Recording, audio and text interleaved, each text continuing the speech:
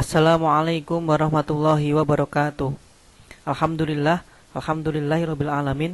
Assalatu wassalamu ala asrofil anbiya'i mursalin wa ala alihi wa ashabihi ajma'in. Alhamdulillah, pada kesempatan kali ini saya akan menjelaskan tentang materi Al-Quran Hadis kelas 12 MA semester Gasal. Materi apa saja yang akan kita bahas pada video kali ini? Ada beberapa materi yang akan kita bahas pada kesempatan kali ini. Yang pertama adalah membudayakan pola hidup sederhana dan menyantuni duafa. Yang kedua yaitu berpikir positif dan sabar dalam menghadapi ujian dan cobaan. Kemudian yang ketiga yaitu menjaga kelestarian lingkungan. Yang terakhir yaitu mengembangkan ilmu pengetahuan dan teknologi.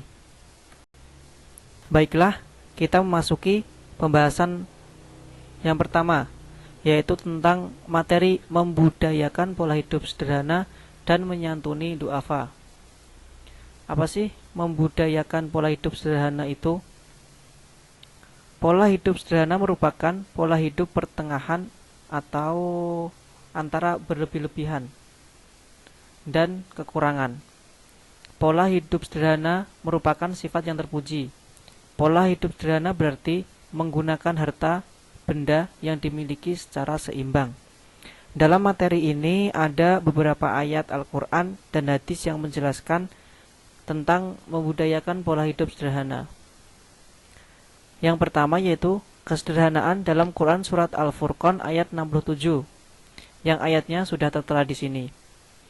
Pada ayat di atas menjelaskan, apabila manusia atau orang yang beriman yang ingin membelanjakan hartanya, maka dia tidak boleh berlebihan dan juga tidak boleh kikir, melainkan berada di tengah-tengah. Secara etimologi, kata al-israf berasal dari kata al-sorof, berarti tindakan melampaui batas pada semua perbuatan yang dikerjakan manusia. Di samping dengan membelanjakan harta secara israf, Allah juga melarang bersifat kikir. Allah Subhanahu wa taala berfirman, "Walam yaqturu," dan tidak pula kikir. Secara etimologi, al-qatr mempunyai arti meminimkan. Kata ini semakna dengan kata al-bukhl, lawan dari al-israf. Sedangkan secara syar'i, al-qatr berarti menahan diri dari membelanjakan harta dalam ketaatan kepada Allah Subhanahu wa taala. Dan yang kedua, kesederhanaan hidup dalam Quran surat Al-Isra ayat 29 sampai 30, yang ayatnya sudah tertera di sini. Di dalam ayat 29 ini, Allah Subhanahu wa taala memberikan arahan cara yang baik dalam membelanjakan harta. Permulaan ayat ini, Allah melarang menjadikan tangan terbelenggu pada leher. Ungkapan ini sudah terbiasa di kalangan orang Arab, yaitu sudah menunjukkan kekikiran.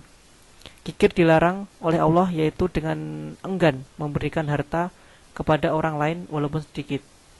Di samping itu, Allah melarang mengulurkan tangan selebar-lebarnya. Ungkapan ini berarti Allah melarang boros dalam membelanjakan harta.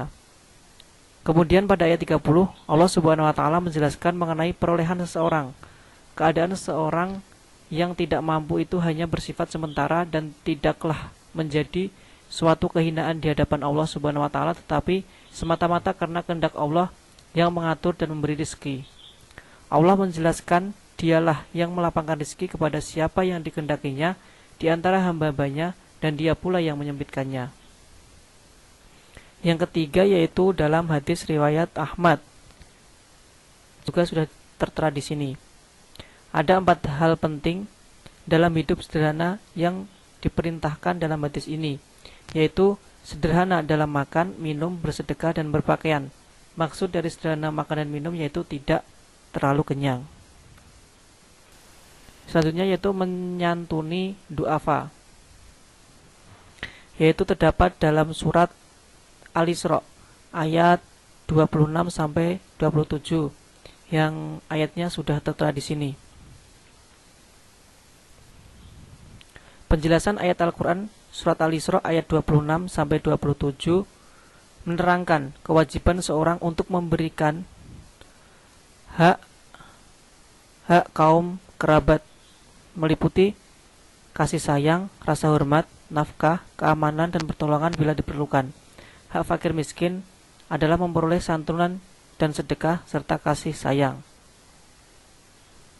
Kemudian dalam hadis riwayat Abu Dawud, An Abi Darda'in qala Rasulullah sallallahu alaihi wasallam, Ab'uni du'afa fa innama turzaquna wa tungsoruna bidu'afaikum.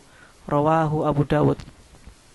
Dari Abu Darda ia berkata, Rasulullah sallallahu alaihi wasallam bersabda, carilah keridhoanku dengan berbuat baik kepada orang-orang lemah, karena kalian diberi rezeki dan ditolong disebabkan orang-orang lemah di antara kalian. Hadis riwayat Abu Dawud. Dalam hadis di atas, Rasul memerintahkan umatnya memperhatikan kaum du'afa sebagai syarat memperoleh kemudahan rezeki dan pertolongan Allah. Tidak pantas bagi seorang muslim yang hidup berkecukupan memandang sebelah mata terhadap mereka yang kurang beruntung secara ekonomi, kedudukannya, dan status sosialnya. Selanjutnya yaitu tentang materi berpikir positif dan sabar dalam menghadapi ujian dan cobaan. Sabar berarti menahan dari hal-hal yang tidak disukai karena mengharap ridho Allah Subhanahu wa taala. Allah pasti akan memberikan ujian dan cobaan kepada setiap manusia. Ujian dan cobaan Allah Subhanahu wa taala sesuai dengan kemampuan manusia dalam menerima ujian dan cobaan tersebut. Pada materi ini ada beberapa surat dan hadis yang menjelaskan tentang sabar dalam menghadapi ujian dan cobaan. Yaitu yang pertama dalam Quran surat Al-Baqarah ayat 155 sampai 157 yang berbunyi, wala nabluwannakum bisyai'im minal khawfi wal ju'i wa naqsim minal amwali wa anfusi was samarat wa bassiris sabirin alladzina idza asabatuhum musibah qalu inna lillahi wa inna ilaihi raji'un ulaika alaihim sholawatun mir rabbihim wa rahmah wa ulaika humul muhtadun, yang artinya, dan sungguh akan kami berikan cobaan kepadamu dengan sedikit ketakutan, kelaparan, kekurangan harta, jiwa, dan buah-buahan, dan berikanlah berita gembira kepada orang-orang yang sabar, yaitu orang-orang yang apabila ditimpa musibah mereka mengucapkan inna lillahi wa inna ilaihi raji'un. Mereka itulah yang mendapat keberkahan yang sempurna dan rahmat dari Rabb-Nya, dan mereka itulah orang-orang yang mendapat petunjuk. Dalam ayat ini Allah telah menyebutkan beberapa ujian di antara sedikit dari rasa takut, yakni keresahan hati atau ketakutan menyangkut sesuatu yang buruk yang terjadi atau yang akan terjadi, atau hal-hal yang tidak menyenangkan dan tidak diharapkan yang akan terjadi. Sedikit rasa lapar, yakni keinginan yang sangat untuk makan dan minum karena perut kosong keroncongan, tetapi belum menemukan makanan dan minuman yang dibutuhkan, serta kekurangan harta. Ujian ini bentuknya seperti kemiskinan, kekurangan jiwa seperti adanya kematian, dan apapun sebab dari kematian. Hal ini merupakan ujian atau cobaan bagi yang ditinggalkan dan kekurangan buah-buahan. Yang dimaksud adalah tidak berbuahnya tanaman baik di perkebunan maupun sawah sebagaimana yang diharapkan. Kemudian dalam hadis riwayat Muslim dari Su'aib radhiyallahu anhu, yang hadisnya sudah tertera di sini. Hadis ini menunjukkan keistimewaan orang beriman. Keadaan apapun menjadikan seorang mukmin tetap istimewa dalam mendatangkan kemaslahatan. Hal itu karena sikap dan karakter seorang mukmin yang baik. Hadis di atas menunjukkan perbedaan antara orang yang beriman dan orang kafir. Segala bentuk cobaan atau ujian dapat menjadikan setiap urusan yang dihadapi selalu bernilai dua sisi.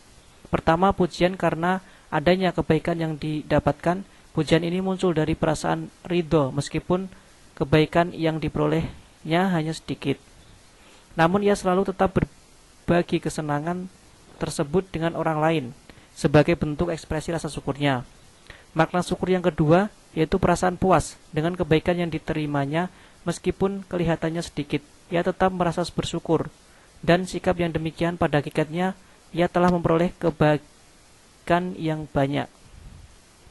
Semua urusan orang beriman akan menjadi baik bila ia mau bersabar kala tertimpa musibah. Sebagai orang yang beriman haruslah meyakini bahwa di setiap musibah yang ditimpa masih dalam batas kemampuan manusia.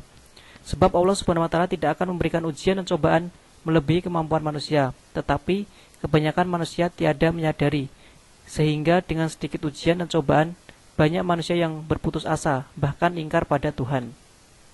Selanjutnya yaitu tentang materi menjaga kelestarian lingkungan. Allah Subhanahu wa taala melarang umat manusia untuk melakukan kerusakan di muka bumi ini. Allah juga sudah menjelaskan di dalam ayat-ayat Al-Quran, yaitu dalam Quran Surat Ar-Rum ayat 41 sampai 42 yang sudah tertera di sini. Dalam ayat ini Allah menyuruh kita untuk melakukan perjalanan di muka bumi dan menengok kembali kisah-kisah umat terdahulu yang binasa karena ingkar kepada Allah Subhanahu wa taala. Banyak kisah-kisah yang terdahulu seperti cerita para nabi, sahabat-sahabat Rasul, dan tabi'in. Pada masa itu manusia juga banyak melakukan kerusakan di bumi. Usaha yang dapat kita lakukan untuk memelihara dan melestarikan lingkungan hidup diantaranya yang pertama yaitu rehabilitasi sumber daya alam berupa hutan, tanah, dan air yang rusak. Kemudian yang kedua, pemanfaatan wilayah perairan dan kawasan udara perlu ditingkatkan tanpa merusak mutu dan kelestarian lingkungan hidup. Kemudian yang ketiga, yaitu membudidayakan tanaman dan hidup bersih. Selanjutnya, yaitu tentang materi mengembangkan ilmu pengetahuan dan teknologi. Islam merupakan agama yang menghargai ilmu. Oleh karena itu, orang yang berilmu memiliki kedudukan yang mulia di sisi Allah Subhanahu wa taala. Menuntut ilmu, hukumnya fardhu ain, wajib atas setiap muslim dan tidak terbatas dengan waktu dan ruang. Dalam materi ini ada 3 bahasan. Yang pertama yaitu perintah membaca. Perintah membaca ini terdapat dalam surat Al-Alaq ayat 1-5. Surat Al-Alaq 1-5 adalah surat yang pertama kali diturunkan kepada Rasulullah SAW. Ada pesan yang mendalam bahwa ayat yang diturunkan adalah isyarat untuk menguasai ilmu pengetahuan. Penguasaan ilmu pengetahuan akan menempatkan manusia sebagai khalifah dan penguasaan peradaban di bumi. Sebagaimana orang-orang yang berilmu tidak sama dengan orang yang tidak berilmu. Orang beriman dan berilmu akan mendapatkan derajat yang tinggi. Budaya membaca akan menyikap dan menemukan banyak ilmu. Penguasaan ilmu pengetahuan dan teknologi mempermudah manusia dalam menjalani kehidupan. Kemudian yang kedua yaitu perintah memperhatikan gejala. Perintah ini terdapat pada surat Yunus ayat 101. Ayat tersebut menjelaskan perintah untuk memperhatikan gejala-gejala alam, karena dalam diri manusia ada 2 kecenderungan yang saling bertolak belakang, beriman dan kufur, berbuat baik dan berbuat buruk, taat dan maksiat, dan seterusnya. 2 kutub ini saling menarik, karena itu Allah Subhanahu wa taala menggelar kekuasaannya di dalam semesta. Dan dia memerintahkan manusia untuk memperhatikan semuanya agar menuntun kepada keyakinan akan Allah Subhanahu wa taala. Allah Subhanahu wa taala juga mengutus para rasul untuk membimbing manusia ke jalannya. Kemudian yang ketiga yaitu ada fenomena alam sebagai sumber pengetahuan. Terdapat dalam surat Al-Baqarah ayat 164. Dalam ayat ini Allah Subhanahu wa taala menunjukkan kekuasaannya di alam semesta.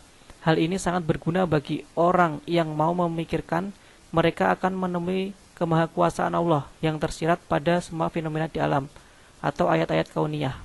Gejala-gejala alam yang ada dalam ayat ini juga bisa menjadi inspirasi pengembangan ilmu pengetahuan dan teknologi. Pergantian siang malam, kapal yang berlayar di lautan, proses dan siklus air hujan, proses kehidupan di bumi, berbagai hewan yang hidup di bumi, perkisaran angin adalah gejala alam yang menjadi dasar pengembangan berbagai ilmu. Astronomi, oceanografi, perkapalan, hidrologi, biologi, ilmu tentang langit dan tata surya, kebumian, dan sebagainya secara tersirat disebutkan dalam ayat-ayat tersebut. Tadi pemaparan dari saya tentang materi Al-Quran Hadis kelas 12 MA semester ganjil. Sekian materi yang dapat saya sampaikan. Semoga bermanfaat dan bisa dipahami dengan baik bagi orang-orang yang melihat dan mendengarnya. Akhir kata, wallahu muwafiq illa aqwamit thoriq. Billahi taufik wal hidayah. Wassalamualaikum warahmatullahi wabarakatuh.